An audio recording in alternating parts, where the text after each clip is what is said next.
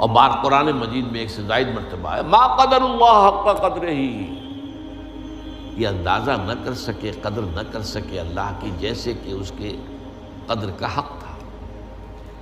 اب ہم یہ تو کہہ دیں گے علی کل شیء قدیر ہے، وہ کتنا قدیر ہے، کیسے ممکن ہے ہمارے لیے؟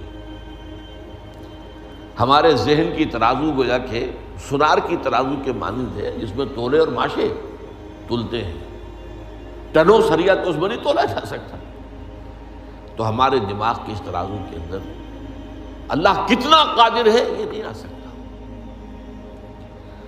اللہ علیم ہے کتنا علیم ہے یہ نہیں آ سکتا۔ تو اس اعتبار سے تو ایویلویٹ اس میں ظاہر بات ہے۔ اسی لیے حضور کے ایک قول ہے بہت مشہور، ما عرفناک حق معرفت۔ اب دیکھیے حضور فرما رہے ہیں، ہما شما کا معاملہ کیا، میں اور آپ کس گنتی میں آئیں گے؟ اے اللہ ہم تیری معرفت حاصل نہ کر سکے جیسے کہ تیری معرفت کا حق تھا۔ ما عرفناک حق معرفتک وما عبدناک حق عبادتک، اور ہم عبادت تیری نہیں کر سکے جیسے کہ تیری عبادت کا حق تھا۔ حضور یہ فرما رہے ہوں تو تاب دیگراں چے رسد، تاب دیگراں چے رسد۔ اسی میں ایک بڑا عمدہ اور نکتہ ہے، قیامت میدان حشر کے بارے میں حضور نے فرمایا ہے کہ اس دن لواء الحمد بیدی، اللہ کی حمد کا جھنڈا میرے ہاتھ میں ہوگا۔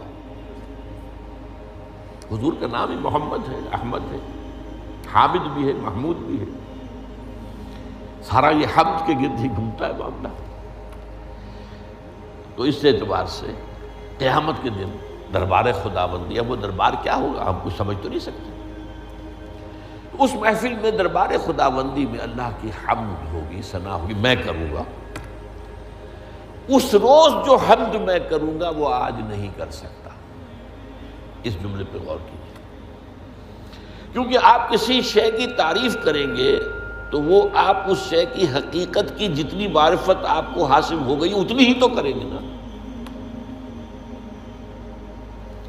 آپ کی جو انڈرسٹینڈنگ ہے اس سے آگے تو نہیں جا سکتے۔